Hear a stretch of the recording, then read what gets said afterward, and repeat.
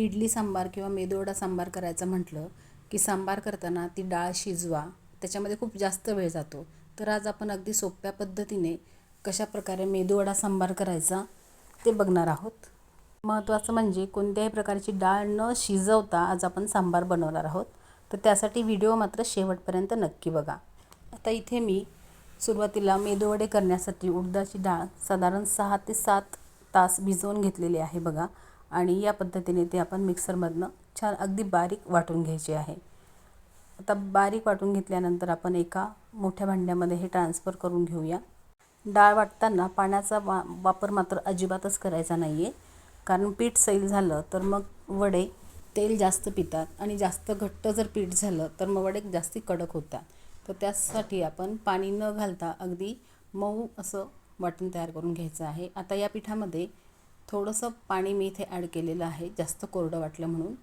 आणि त्याच्यामध्ये मीठ पण चवीसाठी घालून घेतलेलं आहे. तुम्हाला हवं असल्यास तुम्ही ह्याच्यामध्ये हिरव्या मिरचीचे तुकडे किंवा नारळाचे बारीक केलेले तुकडे टाकू शकतात. मी मात्र इथे फक्त मीठ घालूनच हे पीठ करणार आहे. तर हे पीठ मात्र आपल्याला खूप जास्त फेटून घ्यायचं आहे. साधारण आपल्याला हे पीठ फेटायला बघा 5 ते 6 मिनटं फेटूनच घ्यायचं आहे. आता एका वाटीमध्ये पाणी घेऊन हे थोडंसं पीठ या पाण्यामध्ये टाकून बघायचं आहे. हे पाण्यामध्ये वर तरंगलं की समजायचं की आपलं हे फेटण्याचं प्रमाण जे आहे ते अगदी परफेक्ट झालेलं आहे. आता एका पॅनमध्ये 1 वाटी मुगाची डाळ, अर्धी वाटी तुरीची डाळ, अर्धी वाटी उडदाची डाळ आणि 1 वाटी मसुराची डाळ घेतलेली आहे. आता ह्या सर्व डाळी आपण अगदी मंद आचेवर छान भाजून घ्यायच्या आहेत. अगदी त्यातनं थोडासा असा खरपूस वास येईपर्यंत आपण डाळी भाजून घ्यायच्या आहेत. डाळ भाजताना ती करपणार नाही याची काळजी घ्यायची आहे, नाहीतर त्याला कडवट चव येते.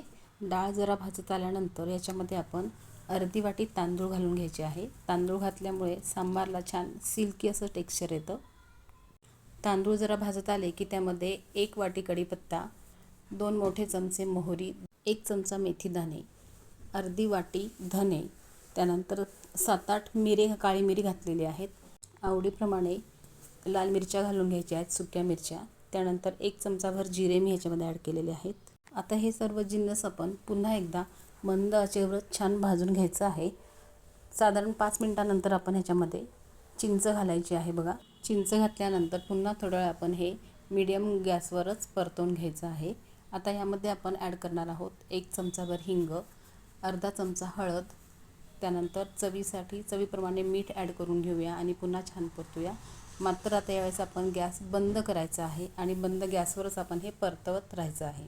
मग आता कढीपत्ता पूर्णपणे अगदी कुरकुरीत झालेला आहे, म्हणजे आपलं हे मिश्रण व्यवस्थित भाजलं गेलेलं आहे. आता हे थंड करण्यासाठी आपण एका प्लेटमध्ये काढून घेऊया आणि थंड करायला ठेवूया.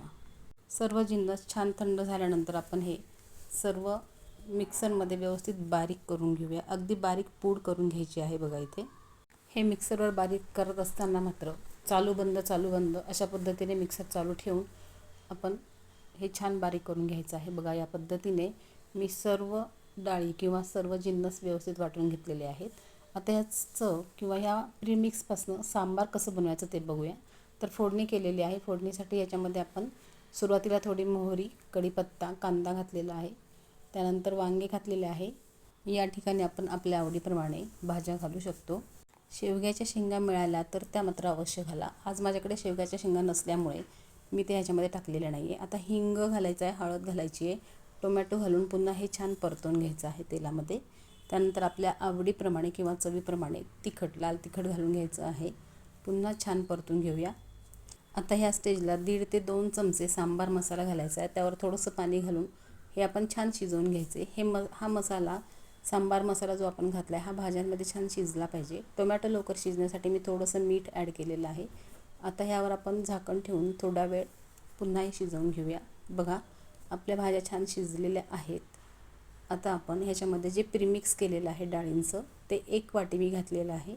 1 वाटी प्रीमिक्समधून साधारण 4 ते 5 जणांसाठी सांबार अगदी व्यवस्थित तयार होतं. तर बघा, आता हे पूर्णपणे सांबार मिक्स केल्यानंतर आपण ह्याच्यामध्ये गरम पाणी घालून घ्यायचं आहे. आपल्याला जशी हवी आहे तशा कन्सिस्टन्सीप्रमाणे पाणी घाला आणि पुन्हा याला छान उकळी येऊ द्या. आता चवीप्रमाणे मीठ घालायचं आहे. लक्षात ठेवा, याच्या आधी आपण प्रीमिक्समध्ये पण मीठ वापरलेलं आहे, त्यानुसारच मीठ घाला. त्यानंतर गोड चव येण्यासाठी आपण थोडासा गूळ ॲड केलेला आहे. वरतून थोडीशी कोथिंबीर टाका आणि ह्याला छान उकळी येऊ द्या.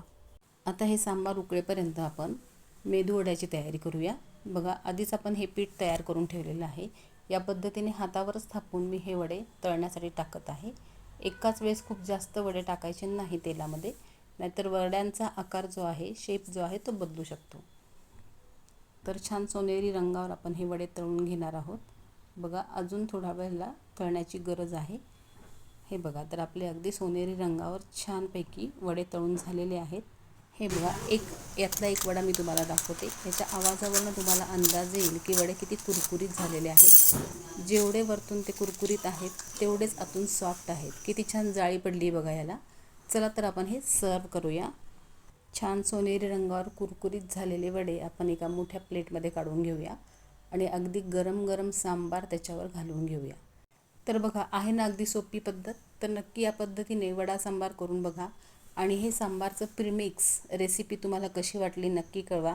तुमच्यासाठी नक्कीच ही वेळ वाचवणारी रेसिपी असेल. हे सांबार प्रीमिक्स एअरटाईट डब्यामध्ये फ्रीजमध्ये ठेवल्यास 3 महिने तर बाहेर 1 महिनाभर आरामशीर टिकते. वर्किंग वुमन असाल तर अगदी मस्त रेसिपी आहे. नक्की ही रेसिपी ट्राय करा. आवडल्यास लाईक, शेअर, सबस्क्राईब करा. Bye bye.